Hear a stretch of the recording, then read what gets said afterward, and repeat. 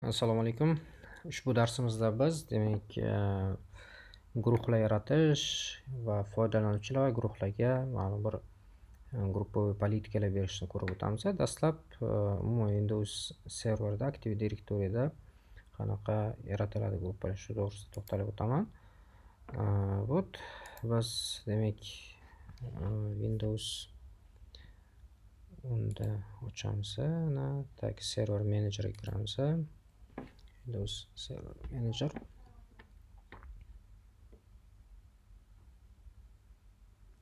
Bu Server Manager ochdik. Endi biz foydalanuvchilarni boshqarish uchun demak Active Directory Sites Users and Computers bo'limiga kiramiz.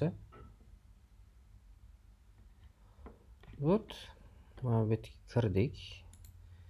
Endi biz bitta yangi, misol uchun, gruppa yaratishimiz mumkin. Tak, nima deb, misol uchun, new. Tak, misol uchun gruppa yarataylik.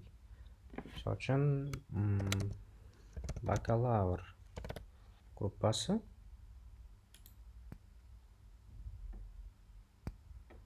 Tak, keyingisi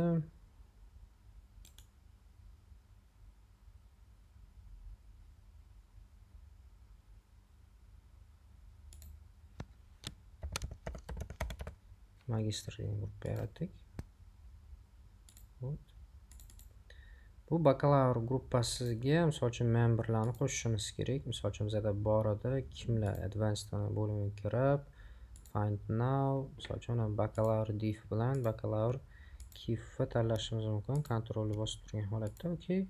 Mana ikkita foydalanuvchini, demak, bakalavr div bilan qo'shdik. Apply. Okey. Magistr gruppasiga members bo'limiga kirib, add advanced, find now, added magistr. Вот, bilan qo'shamiz. Okey. Bu bo'ldi. Tak, mana apply. Biz demak mana bunaqani gruppani yaratdik. Tak. Yoki siz alohida bitta unit sifatida ham yaratishingiz mumkin buni. Mana organization unit qilib, misol uchun bo'lishi mumkin. Kim? Foydalanuvchilar qo'yaylik. Okey. Mana bu yerda alohida unit sifatida ham yaratishingiz mumkin va bularga memberlarni ham qo'shib qo'yishingiz mumkin. Properties.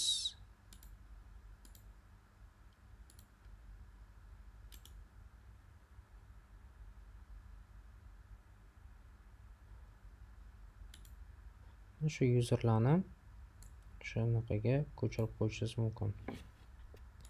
Foydalanuvchilar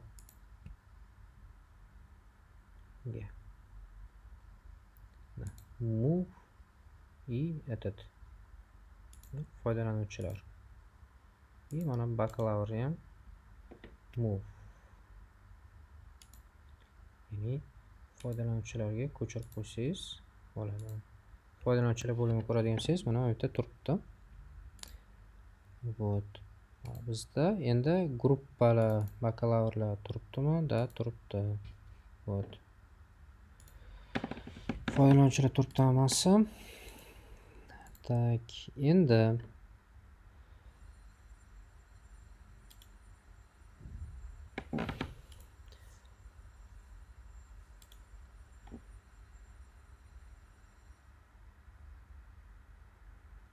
biz mana shu foydalanuvchilar yoki guruhlar uchun yangi bitta pravilo yarataylik. Tak. Pravilo yaratamiz. Gruppaviy politikaga kirishimiz kerak.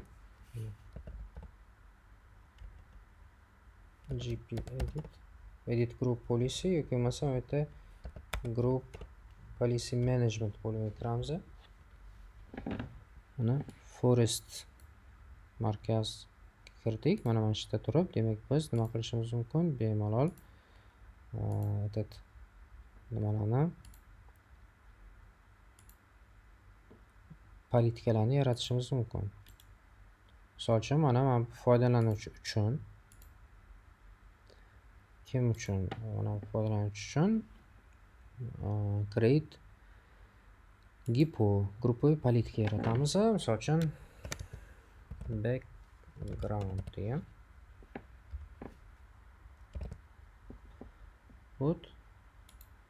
Okay. Va bu gruppada nima qila olish kerak? Misol uchun, mana bu yerda mana shu politikada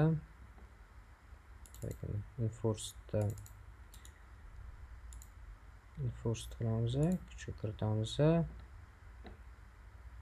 Demak, misol uchun background degan pravilani yaratdik. Endi bu pravilada nima qilamiz? Misol uchun, mana shu foydalanuvchilarda turgan, ya'ni bakalavr kif bilan div, misol uchun kirganda рабочий stolida qanaqadir rasm tursin avtomatik ravishda. Misol uchun edit deymiz. Вот, edit bo'limida keyin nima qilamiz? Mana bu yerda e'tibor beramiz. User configurationda tak, mana user configurationda demak administrativ bo'limini ochamiz va bu yerda misol uchun desktop bo'limini ochamiz. Desktop bo'limida desktop chekirsak, вот, mana bu yerda desktop bo'limida desktop wallpaper kiramiz va mana shu narsani qanaqadir fon bilan o'zgartirib qo'yamiz. Misol uchun not configured. Mana bu yerda misol uchun wallpaper name'da nima qilamiz? Enable va bizda bironta bir rasm bormi? O'sha rasmni topaylik. Rasm tanlab qo'yaylik. MS Paint da misol uchun mana bu yerda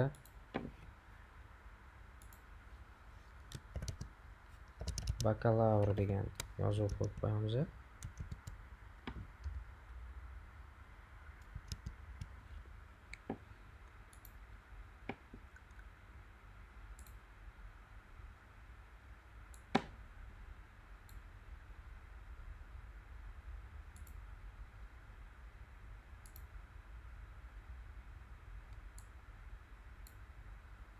Bitta rasm bor. Endi siz o'z boshqa rasmni qilishingiz mumkin.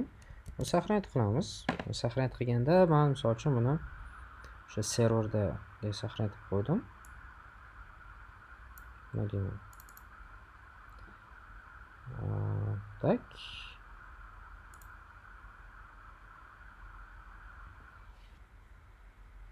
Misol uchun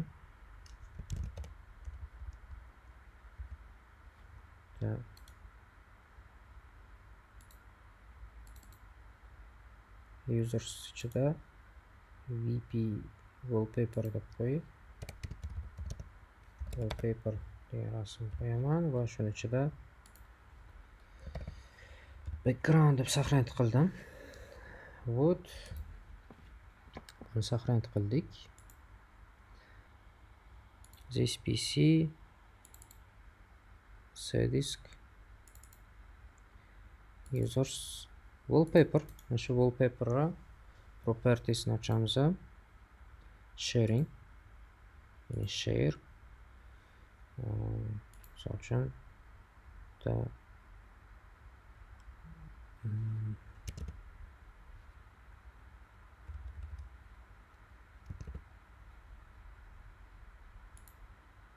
and deymiz. Find mana bu yerda kim authenticated users tanlaymiz и OK ni tanlaymiz va share bo'ldi. Endi e'tibor beramiz.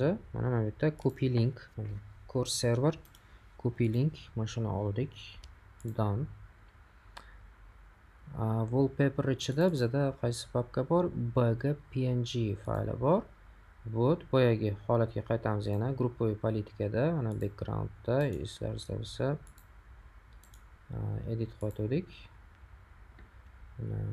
user configuration, policies, administrative templates va desktop wallpaper. Mana bu yerda enabled qilib, mana bu yerda вот paste.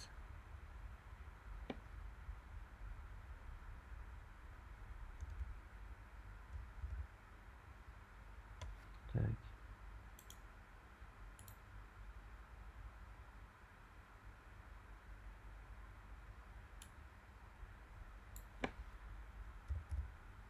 Course server, users,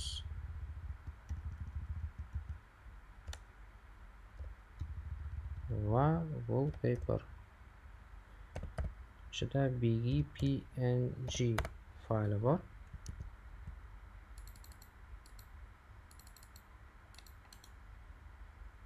Select all va copy. Faqat birorta bir brauzerda ochib ko'raylik, shu narsa ochiladimi yoki yo'qmi? Tak. Bakalavr degan faqat ochilib turibdi. Yaxshi. Tak. Вот, centerga qo'yib qo'ydik va apply. OK knopkasini bosamiz. Keyingisi mana control panelga o'tamiz edi. Personalization bo'limi bor. Mana shu yerda prevent changing desktop background, ya'ni mana shu, ya'ni orqa fondagi rasmni bunaqani o'zgartirishni bloklab qo'yamiz. Misol uchun enabled. OK. Mana ham funksiyani nima qildik? Ishga tushirdik. Вот. Так, bu bo'ldi. Authenticated users bo'ldi. Enforced, demak foydalanuvchilar uchun, demak biz bu bunaqani gruppoviy politikani yaratdik. Mana biz foydalanuvchilar gruppasi uchun, ya'ni foydalanuvchilar gruppasida bakalavr kif va div degan foydalanuvchilarimiz bor. Mana shu foydalanuvchilar uchun politika yaratdik. Bu politika bo'yicha o'sha ko'rishimiz mumkin. Bu aytib o'tilgandek, foydalanuvchilarni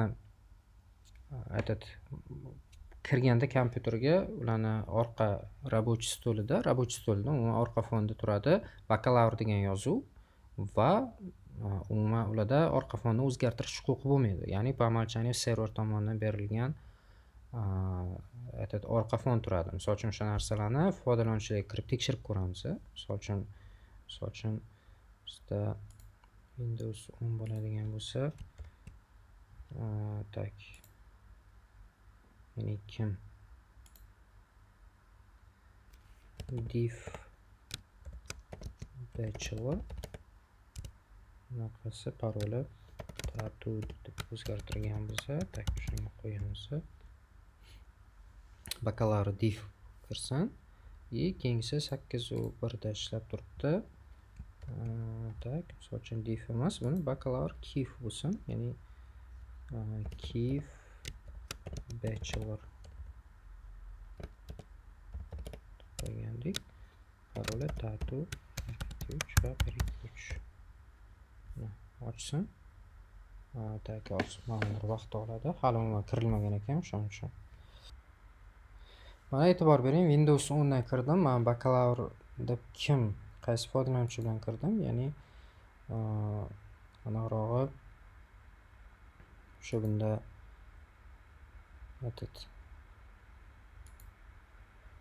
ancha qotib ishlayapti. Mana bakalavr div deb kirdik. Mana bunda hozir 8 da bakalavr kif deb kirganmiz. Bunda ham orqa fon demak bakalavr degan yozuv bo'ladi. Uni ham o'zgartira olmaymiz lekin. Mana e'tibor bering, mana bu ham yuklandi. Orqa fonda bakalavr degan yozuv. Endi buni orqa fonni o'zgartirib ko'raman desangiz, misol uchun personalize ga kirib o'zgartiraman desangiz, boshqa fonni qo'yib ko'raman deng. O'zgartira olmaysiz. Ya'ni sizda huquq yo'q. Faqatgina mana desktop background bg degan naqa bor. Ya'ni orqa fon bor. Mana buni ham o'zgartira olamiz. Mana bunda ham xuddi shunaqa Windows 10 da ham kirganmiz. Personalize. Tak. Ko'radigan bo'lsak, mana bu ham bakalavr orqa fon turibdi. Mana shu bakalavr turibdi. Lekin o'zgartiramiz desak bizda huquq yo'q. Endi birinchidan aktivatsiya uchun anaqa qiladi. Ikkinchidan aktivatsiya qilgan taqdiringizda ham bu yerda siz o'zgartira olmaysiz. Sababi oddiy pользователь bu narsani orqa fonni o'zgartira olmaydi. Ushbu darsimizda mana ko'rdik. Nima holatlarni ko'rdik? Birinchi holatda biz guruhlarga ajratib chiqdik. Misol uchun mana bu yerda users bo'ladigan bo'lsa, mana bu yerda magistr AH, magistr KIF degan narsalarimizni, demak, nima deydi? Foydalanuvchilarimiz bor edi. Ularni misol uchun mana magistr degan gruppaga tiqib qo'ydik. Keyingisi bakalavr degan gruppamiz bor edi. Ularni mana bakalavr div, bakalavr KIF degan foydalanuvchilarimiz bor edi. Mana foydalanuvchilar degan yana bitta unit yaratib qo'ydik. Ularning ichida bakalavr KIF va div turibdi. Mana shu narsalarni nima qilishimiz mumkin? Kiritib qo'ydik va foydalanuvchilarga aynan mana bu gruppaga, ya'ni bakalavr KIF bilan divga shunaqa qilib qo'ydikki, ya'ni kirganda kompyuterning orqa fonida bakalavr degan yozuv turadi va ular orqa fonni umuman o'zgartira olmaydi. Mana bunaqa holatda bo'ldi. Endi misol uchun biz umuman boshqa foydalanuvchi bilan kirib ko'ramiz. Switch user. Tak. Yes, ya'ni information security master edi paroli. Tak. 123 va 123. Buni ko'radigan bo'lsak, magistr AH. Buni paroli foydalanuvchilar gruppasida emas bu. Buni umuman mana e'tibor bering, buni orqa foni umuman boshqa. Personalize qilib ko'radigan bo'lsangiz,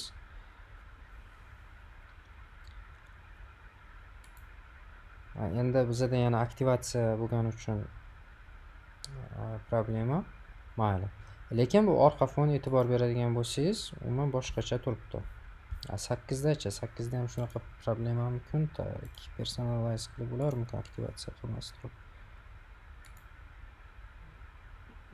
Tak. Yo'q, buni ham hozir bundan chiqib ko'ramiz. Mana tak bakalavr KIFdan chiqib sign out.